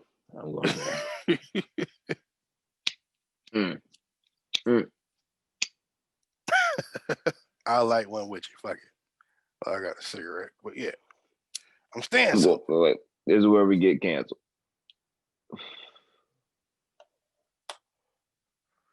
I hate when good artists fall in love either young or too quick, and they start to mature as people before their art does. I think that or art is opposed to, I would say, because I think that's okay if you don't mismanage it like Chance did. Chance just mismanaged it. That album is okay as your third, fourth album. You can't make that album just on a whim because you had a feeling on your second album. Nobody cares about that. Nobody wants to hear that. Nobody wanted that. I'm gonna need his wife to cheat on him. That's what I'm gonna need. I hate to say it. Not even that. Not even that. I won't even go that far. I'm not gonna wish no bad on no black man like that. But I'm not. Nigga, you gonna cheat on her, and you a nigga from Chicago. You gonna fuck around and pop a Zanny one night by accident. I don't really think so. I think Chance has always been lame. Oh yeah, but but I mean, what you gonna do about that? And if you put a lame married nigga in the room, he just lame-er because he's really self-conscious about what the fuck he gonna lose. So I don't really think, especially when he's self-aware. I think Chance is to a degree self-aware of his marriage or his family life so much so he wouldn't be the nigga to do it. So I feel like his wife has got to go out and suck a dick. So I don't know if you out that's there the in the right Chicago thing for area, Chance though. I don't think that promotes and Chance baby mama and wife, I don't become the story to make the best album. Don't say that because I don't think Chance is the type of nigga that's built like that. I don't think that propels Chance to the level that we want from musically that we want from him. I think that makes another Best Day Ever, but it's now called The Worst Day Ever, and it's still a shitty album. Maybe it's an okay album. Maybe it's better than Best Day Ever, but you're not gonna get what you're looking for that. And this I just don't think that's the type of dude he is. You know what? I'll take everything I said back. Just stop rapping. Because I forgot he has a kid. I forgot he has a kid. Take more time with his. I forgot he has a kid. As a parent, that's responsible for me to say and wish that type of harm. So that's not his only stream of income. He can stop rapping and be okay.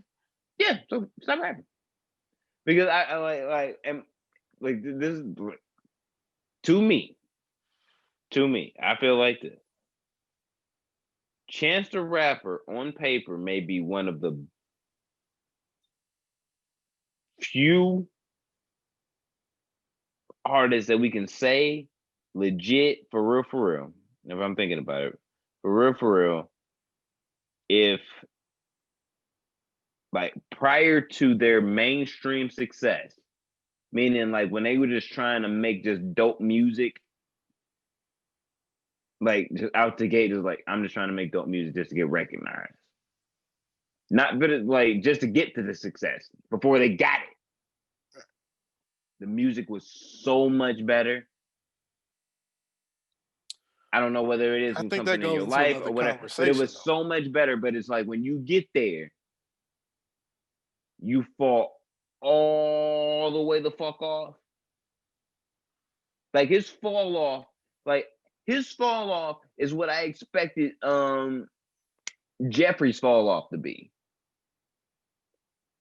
And Jeffrey has been and has had a consistent motherfucking like longevity at this point. I think you're underestimating Jeffrey in this conversation. Fuck you're Jeffrey. overestimating. You can say fuck Jeffrey. Fuck him. You can say that, but I think in this conversation, for the point you're saying, you're underestimating him and overestimating Chance. I think Chance is one of them niggas. He needs to take a year and a half, maybe 2 to write an album. I think that's where he's at. My nigga. We don't get that because of the era in music that we're in. When he released that album on my anniversary. Are you not allowed to feel like that because of the era we're in? When he released that album, okay. He released that album in July 2019, July 26, 2019. He did an interview on the Joe Budden podcast not too many months prior to. Not too many months. I swear maybe it was like top of the spring 2019. Right. Maybe. If you're a fan, go back and check the dates. We don't have anybody to really check. We don't have a Savon or a Scream Man or none of that shit. So you can do it yourself. But he did a interview with Joe Budden and them prior to.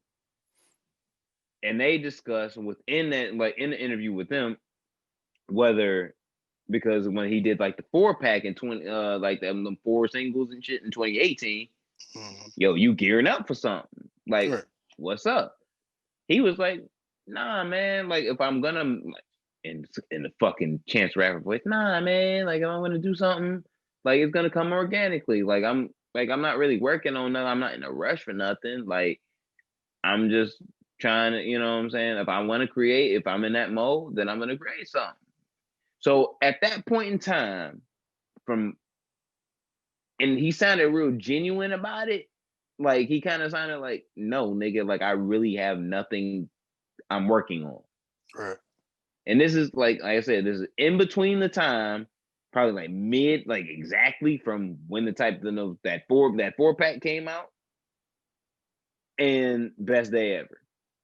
Yeah. Or I remember the like time the big day. Yeah, so it was like that middle of that time. So a couple months later, maybe a month later, you probably decided like, yo, I'm going to develop this concept. But you had there was nothing, you had no rush. Right. A month before or whenever you started, like from when you said that, there was no rush. And then you put some shit out. And then you not only put some shit out, you put some shit out that wasn't a part of anybody. Yeah, for the most part. That was at best it was subpar.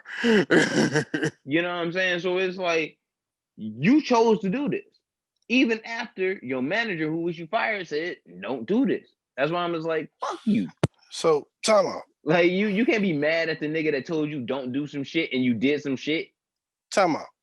I heard through all of this bullshit, Mans is asking for $3 million for this oversight, you could call it. Creative oversight, you could argue. If I'm Chance, I'm arguing creative oversight. But if I'm firing you for wrongful termination and the fact that you like the probably defamation of character as well. That's where my $3 million come in, because like I'm taking a fucking. I don't know if you got that case, but maybe not a character L, but I'm definitely taking a reputation L by telling you not to do some shit and you do it, and I'm attached to you. Well, no, and then you fire me if I've for it. only On top been of that attached shit, to like, you, if I've only been attached to you in the industry, though, you putting out a bad album, even if you did it without consulting me, which is what you should have done. If you're my only client and have been my only client, which is the case up to that point, then you're not really hurting my record. You're hurting yourself. Yeah, I just want my money. If you managing a Chance the Rapper, nigga, that's probably at the time, especially one of the, like, if not your biggest client, one of. But it's also one of your best friends. So also a lot of time and money that you spend on your personal day, when you like, if I as a manager, if Chance the Rapper is one of my biggest clients and shit, I'm waking up and like first thing I'm doing is checking like, yo, like, what's good? Like, how you feeling, man? You good? You in a good mood? All right, look, this is what we got on for the day and shit. Like, first, but if he not listening to you, yeah, exactly. So you can do all of that. You can, which is what he's claiming he did. If you do all of that, and then he still is like, nigga, no, I gotta do this, and I'm gonna do it like this, and I'm gonna do it like this because I want to do it like this, and you can't tell the nigga nothing, and then you feel like it did damage your reputation. Yeah, you can sue the nigga. You can't fire that nigga. But then, can you be mad? This is what I wanted to get to. Can you be mad at Chance? No, I want to get off this shit because this shit ain't really that popping to me. But nigga, are you a bitch nigga, or are you filed for then turning around after he trying to sue you for $3 million for doing him wrong, which is arguable from what the product we got. You could see why he might have a case. If you a quote unquote honorable nigga like Chance the Rapper be claiming that he is, he settles just out the game. Don't even take this shit. Well, that's what I'm trying to get to. He offered a settlement, but the settlement was $350,000. That was the settlement he offered. So that's what I'm saying. Are you like, now where do we take it? Because now I asked for $3 million. You gave me 1% of that. No, because now I gotta be the dickhead to bring in my lawyers, and you gotta bring the dickhead to bring in your lawyers and shit, and we gotta have this whole motherfucking conversation in front of a judge on why you owe me this $3 million, when really your bitch ass got that shit right now in your motherfucking pocket. Yeah, but if you got $3 million, you don't want to give a nigga $3 million. You don't want to, but you know. But here's the thing: he asking for it, and we fell out. Yeah, fight for it if you want it. Yeah, motherfucker, I'm gonna get mine. So no, but I'm saying if you on the other side, and you Chance or any other businessman, if you any businessman, and nigga come to you like, yo, give me $3 million, and you like no, and then he like, I give you 350,000, he like no. All right, nigga, we gonna go to court then. You not gonna be inclined to just give a nigga $3 million unless you don't want to spend the money, and then you just give him the $3. If you don't want to waste the time and spend the money, then yeah, you give him the $3 million. But if you offer 350 and he don't take it because he took that as an insult, then yeah, nigga, get ready for that. I think yeah, I feel that, but it's like when we talk about these type of situations, so I think about it in my perspective, like what would I do? Even if I would say this for me. Even if I did some out of character shit and said like, you know what, I'm gonna fuck this nigga. Like, I blame this nigga for it, right? And then he sues me for it. My self-awareness prior to a subpoena, I probably would have had that conversation with myself. Is probably taking the shit on a Friday morning, like, I kind of fucked over, man. Yeah, oh well. If it comes down to it, and then when I get the subpoena, it's like, all right, yeah, I got it. Like, all right, cool. Like, I would feel like that's the honorable thing to do, because it's like, all right, yeah, that's assuming because, he has a valid argument. It's just an accountability thing. It's just like, I tweeted about the shit, and if you watch me, follow me at TN2M_Ortega, you would have seen the tweet. I said like, this is some shit that someone like would do that I would vote for Kanye. With that thinks I would vote for Kanye. Because that like you really held no accountability to yourself. You like, no, it's your fault. Nigga. If I put in my input, you made a project, it didn't really sell, it wasn't critically acclaimed, we didn't sell no tickets. After I set up the fucking tour to be able to do it, it didn't sell. That ain't my fault. Yeah.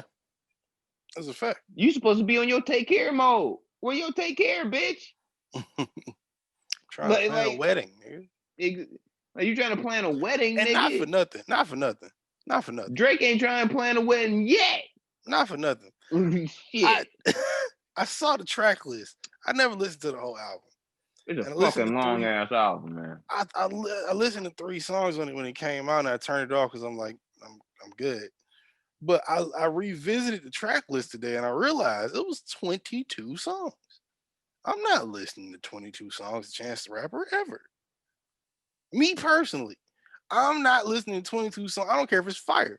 I'm not listening to 22 songs straight. I'm not listening to I think it was an hour and 17 minutes. I'm not listening to an hour and 17 minutes of Chance the Rapper. That's not going to fill up a full hour and 17 minutes of my day. It's not. I'm going to tell you. Maybe 10, the audience, maybe 20, maybe 30. I'm going to tell the audience one quick story before we get off to this fucking subject because I'm sick of talking about Chance the Rapper. The day after I got married, George, the night before, because George was in my wedding, left his keys to his house at my house. So I 80 had to miles go, away. Yeah. So I had to go take George's keys back to him the morning after my wedding. I was not happy about such a thing. One wouldn't be. But I knew, I was like, you know what? Chance the Rapper's album came out. I looked at them, I looked at the whole Apple Music synopsis of the album and all that shit. And I was like, oh, this should be like right for me. Like, this shit hit. I just got married less than fucking 12 hours ago. Like 24 hours ago. Why not? On the way down, like listening to it on the way down. It usually takes me an hour. It took me an hour and 25 minutes to get there. I listened to this whole bitch. And why? Because I had to get detoured because there was fucking construction on 75. So, yeah, George, when you listening to this, fuck you too.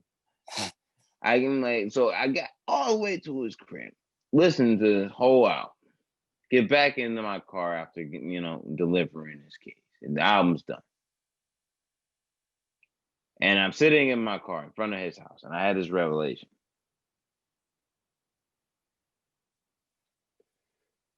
And it was genuine. It comes from the heart. That was like the worst album I've ever heard in my entire life from start to finish. I feel it. Like, genuinely, I'm gonna be Joe Budden to, and he can have his revival moment. I'm gonna keep it 100. That was the worst fucking album I think I've heard from start to finish in my entire life. I heard Joe was barking on that, and then he didn't like it too much either. That shit was absolutely dreadful, horrible, underwhelming. Not to mention, shout out to the fans of the JBP that, have been poached by us. I heard we popping on Reddit now. Shout out to that. Shout out to y'all. But fuck, like, no, I can't deal. No, I'm sorry. And for him to put that on his manager, I think it's some pussy ass shit. I'm sorry. You pussy, you whack.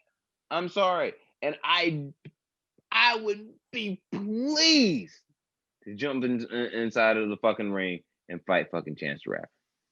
He can even wear the hat.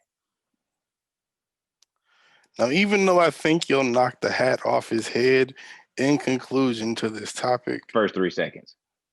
You'll knock the hat off his head for sure. Will you knock him out? Or will it go the distance? No. I think there's a possible going of the distance in that fight. No. He can't underestimate it. He pussy, but he a nigga from Chicago. He might know how to fight. Or he might fight like Nate Robinson. Who knows? Just no. Anyway, moving on. Before we get the fuck up out of here. I'm about to say, like, George already let y'all niggas know and shit. Like, I'm like, nigga, I'm Capitan Mexico, and like, you better fucking recognize. Like, I ain't playing. Like, El Capitan. I am not playing. El Capitan, I will fucking flex him. Oh man. Why you want to see Mr. Bennett just thrown across a ring? Mr. Bennett. Yeah. That's his name. His last name is Bennett. He looks like a Bennett. You didn't read the whole shit? No. Why would I have read the lawyer statement and everything? Because I read court papers. Nah, I ain't reading no fucking court papers about no bullshit like that. Anyway, before we get up out of here, do you want to get into Drake making candles that smells like himself, or do you want to get into a more serious topic? No more vaccine hesitation. Vaccine hesitation, Drake slander, or possible Drake slander. I'm not gonna slander Drake. I think that's kind of fly. He made candles that smell like him. I would do some shit. I'm gonna say I got to protect my OVO size. I think that's kind of fly. I would definitely make a candle. I guess we're talking about it. I would definitely make a candle that smelled like me for sure. Bitches love the way I smell. But yeah, so that's out the way. Vaccine hesitation, or guess what race it is? Please say guess what race it is. No, vaccine hesitation for 600, Alex. Oh, rest in peace, Alex Trebek. Yeah, rest in peace, man. And damn it, is Alex Trebek ghost like really still like? Man, he probably mad busy with his ghost like doing everything. No, I'm not gonna allow you to do this. We're trying not to get canceled. This won't get us canceled. It's just we just had hilarious. a whole conversation about how we could have done business with a network and we weren't so inflammatory. Okay, you gotta let me do one at least, just to get it out the way. Just to get it out the way, we do one. The top story is so fire. I just need you to guess what it is. It's fire, I'm telling you.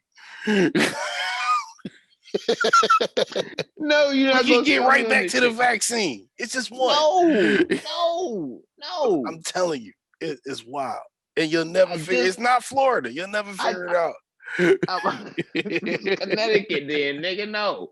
You said what? It's Connecticut, then, nigga. No. No. Look, nigga.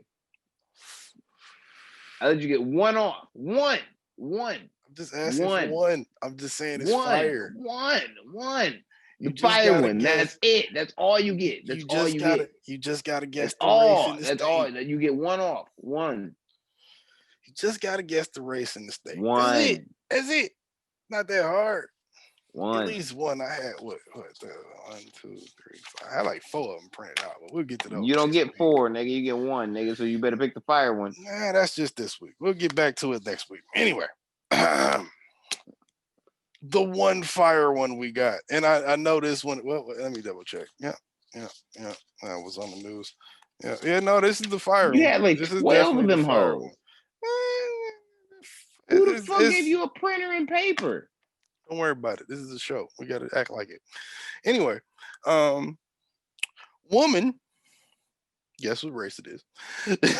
Woman charged after she allegedly stabbed herself in the vagina to cover her tracks and fool cops into thinking that she killed her husband in self-defense. Guess what race it is, Mr. Ortega? Go.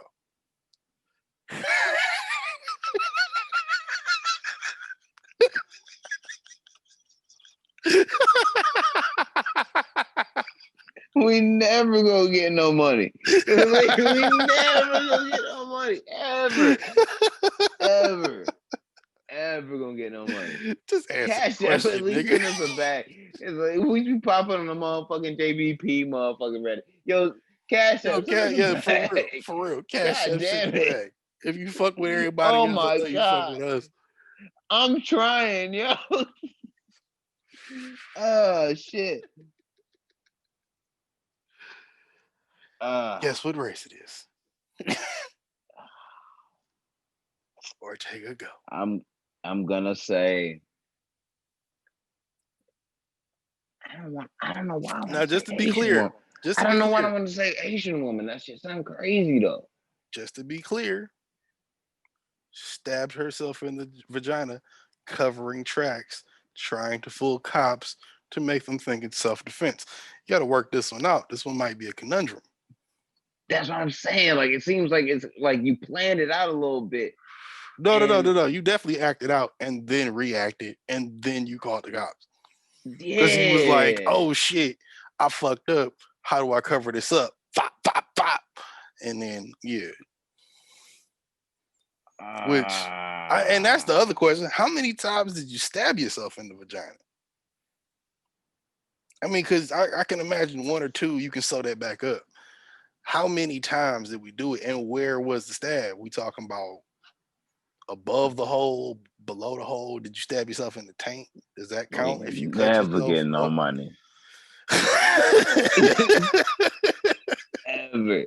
We need to stop this now. We broke forever. I don't know about that. I'm sure she's fine. No, she's not. That's not my medical opinion either. Just saying that. Oh man, my gut saying Asian woman. I'm gonna keep it a bean. I like where you going with this. That's out the box. That's extraordinary. Well, statement. Yeah. You sticking with Asian? I don't know how you got Asian, but okay, let's stick with Asian. You sticking with Asian?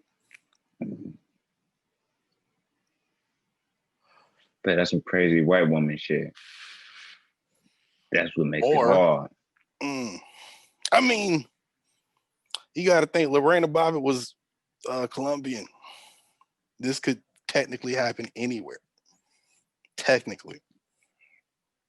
Yeah, but I think a 2020 Colombian woman would have just shot that nigga in the face. With access to a pistol, yes, but with access to only a knife, you might cut a dick off. Did you see the Lorena Bobbitt Hulu documentary, by the way? I meant to bring that up a few weeks ago. No. That is we were just born when that case was like popping off. That is something worth revisiting. And Lorena Bobbitt, not for nothing, might cut your dick off. Kind of fine still. She like 52. I'd smash. No. I'd smash. Yeah, and I'm ashamed of you.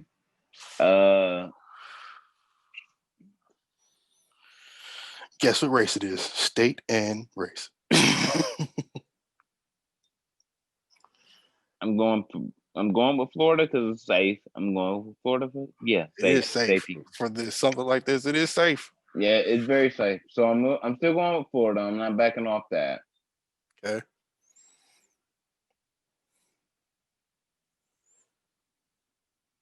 I am gonna go Asian.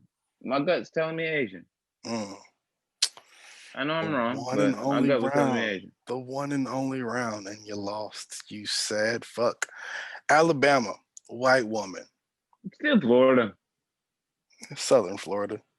Well, yeah. What's more southern than Southern Florida? Everything from North Carolina south to, I would say, Louisiana going west is. I mean, all of that is south, though. I mean, that's what I'm saying. All of that is south. I mean, we could call all of that Florida, but then that'd be a whole nother universe we're going into. It all kind of is America's Florida, but Florida is a special place. Not really. We all know that. Not really. It's about the same. Alabama, I think, has made some strides. But anyway, Linda Doyle, white Clearly woman. not. You might have a crazy one or two in the bunch. Linda Doyle, Doyle, 66, claims she shot her husband, James Doyle, age 71, dead after he stabbed her multiple times in her lady parts. Okay. And stomach as they slept inside of their Alabama home. Doyle was indicted by a grand jury on murder charges the following day in connection with her husband's death, but cops have yet to say how they determined that Linda killed James. Authorities say that Linda had contacted them about other alleged instances of domestic abuse before she fatally shot James. Prosecutors say, though, her injuries were self-inflicted and that it was all a ploy to get away with murder. Linda is currently in jail on $100,000 bond. Do we free Linda? Do we believe women? Let me rephrase that. Do we believe white women, old white women from Alabama, who are probably on meth? Look at this picture. That's a meth face. That's a meth face. I'm just saying.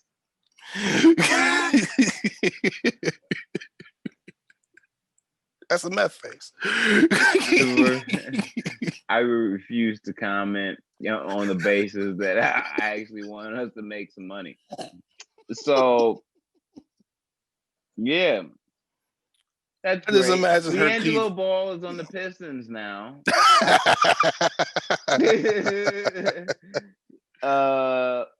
Y'all niggas is trash. So yeah. So about that vaccine, you believe it? Minorities don't want to take that shit. You believe it? Because I'm pretty sure we seen this movie. I'm not taking that shit, nigga. That's how the T-virus got out and shit. You saw that shit happened in Resident Evil, nigga. Nigga, that's what I was gonna say. Nigga, I saw this in one of the Resident Evils where, yeah, the pandemic happens, everybody and then you get the vaccine, and the vaccine mutates you, and then it's worse, and then it's really bad. I ain't taking that shit. Nigga, I ain't taking that shit. Look, fam, we on the road to the worst case scenario, a zombie apocalypse that I was willing to deal with. And then they talking about you can take it. Yo, they literally said on the news, yo, 4 of the 5 or 3 of the 4 living presidents are willing to take it on TV. Bitch, 5 years ago, I just watched Obama fake drink water in Flint. Don't tell me you gonna take some fucking shot on TV like I'm supposed to believe it. Nigga, fuck out of here. Fam. We not doing that. Like, no, we can't do that. You got to give me at least. This is this is a be smarter moment. Be wise. Don't. I don't care if you see a black doctor talking about it. Give it a minute.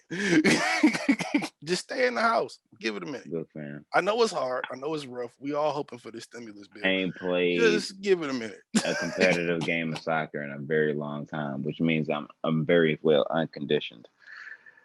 And yes, we are definitely telling people not to get vaccinated. Yes, we are. Yeah. Will this get flagged on YouTube? Probably. Damn it, I shouldn't have said that like that. No, we're not telling people to get vaccinated. We're not telling people not to get vaccinated on YouTube. We're telling people to use their better judgment. For me personally, just maybe take a hint. Look at I'm not getting the first series of Xbox One S's of vaccines that's gonna come out that needs all the updates and shit like that. Good. That's gonna turn me into a fucking zombie more than likely. I need to see it for at least a year. And I say that, but even then, I really mean like 3. Like, I'm not just walking into the hospital because it's free. I even heard a nigga, what was his name was Mulvaney or something. No, not Mulvaney. It was not Duchovny. It was some senator. I'm thinking about David Duchovny. It's some senator. He was talking about David Duchovny. Yeah, that because his name is like Dulvaney or it's something. It's something with a D. Is like Dull with a V. Of course, you listen to Republicans and what they think. No, this is the Democrat nigga, and he was saying we should give everybody $1,500 as incentive to get the vaccine. That sounds like an even better movie plot. No, I'm good. I'm good. Yeah, you tricked me because That's you paid me to exactly do it. how the No, first purge no, happened, my no, nigga. I'm good. They was paying niggas in the first purge to wear the motherfucking contacts and shit when they went to Yeah, go kill everybody yeah, and shit. yeah, See yeah. that? The same shit. Hey, see? We've seen this before, See? fam. We've seen this movie, yo. This movie And exists. I don't know. I mean, yeah, white people, y'all 3 times less likely to die for it anyway. Y'all be the guinea pigs. Cool. We'll fall back. Well, I mean, obviously, still, unfortunately, mad people of color out there that's going to contract it and fucking die from it and try not to contract it. And hopefully we in the third tier. I'm not trying to But create zombie land, but I'm that's not a trying to be a zombie or be in zombie land. But damn it, if we got to no. be in zombie land, I'd rather not be a zombie. That too. Like, fuck that. I'm good. Be wise. Use your better judgment, I would say. I'd rather be the nigga with the shotgun than the nigga with the disease. That's, not a, functioning person, probably at that I feel that. But I mean, But yeah, I guess that was the story. I mean, more black people than Hispanic people don't believe that it's worth taking. I mean, look at any history book. Fuck the movies. Like I said, fuck all the movies. We joking about the movies and TV shows. You niggas watch Utopia. What is happening on Amazon Prime? That's not a plug, but send it back, Amazon. Yo, Utopia, not for nothing. It's kind of playing out like real life right now. All we missing is I forgot what the bitch name is, Jessica something, but nigga, yo, if this shit just hit the fan and some niggas want to go in and maybe mutate the vaccine or the vaccine is part of, they say it's not a part of the virus, it's supposed to recreate the virus in your body, but if that mutates into something else and then you can't handle that and we still got COVID out here, nigga, come on, dog, I'm not doing that. yeah. You ain't even have to survey me for me to tell you, nigga, I'm not trusting it. My mama not trusting it. I'm not. Add to that 14% and make it like 10, because me and every nigga I know is not taking that. Not when it dropped. Maybe a few years after, but not when it dropped.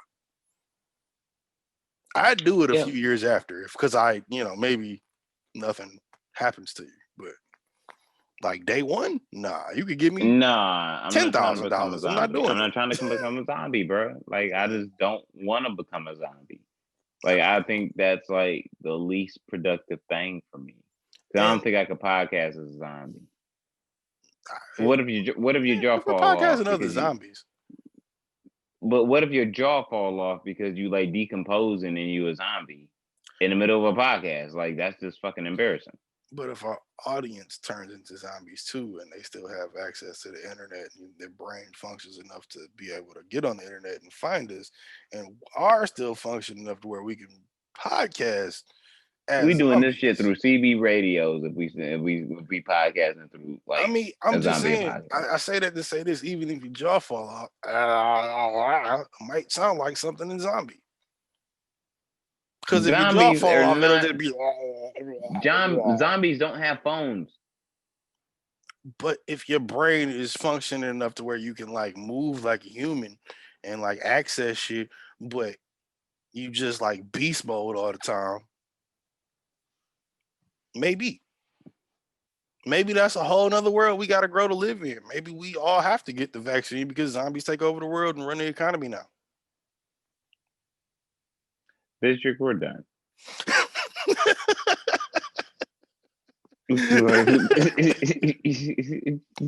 Busy 9-3 on everything. N2M_Ortega on everything. This is episode 134 of the Non-Millennial Millennials podcast. House of Spades Media. My co-host is an idiot. And, we'll be back next week to deliver a sonic dose of illness. Everybody shout out to George and shit, because, you know what I'm saying? We're going to get George. George going to get his job back soon. Soon. Very soon. But shout out to Crimson motherfucking Alchemist. What she do? She had some other things happen, but the most poignant thing I must speak about right now, World MC. That's a page on YouTube. If you don't know it, go look them up. They did a Detroit cipher. Crimson Alchemist is on part 2 of the Detroit cipher. She's the last one that goes. She murders everybody. If you don't believe me or you want to comment on it or you want to hit me up about it or debate me about it, let me know. Especially if you in the Detroit rap or even if you just like rap. Because she's killing every fucking body. So you might want to check that out. Hey. That's World MC, I think is the YouTube page. So you type it in. If you just type in World MC fucking Crimson Alchemist, you'll find it. Guaranteed. And shout out to my nigga Blizz. He made the beat on the on the cipher too. Shout out to my nigga Blizz. Detroit and Soundproof. Shout out to Crimson Alchemist. Then Mark Cooper had one too, and that's he was in part 1. He was in part 1. All right, for sure. Yeah, I know he was in the cipher. I think Blizz made both of them actually, but yeah, he was rapping on part 1. Shout out to the city. God damn it. Yeah, that's Soundproof all day, man. Soundproof. Yeah, man. But you know what I mean? We out here.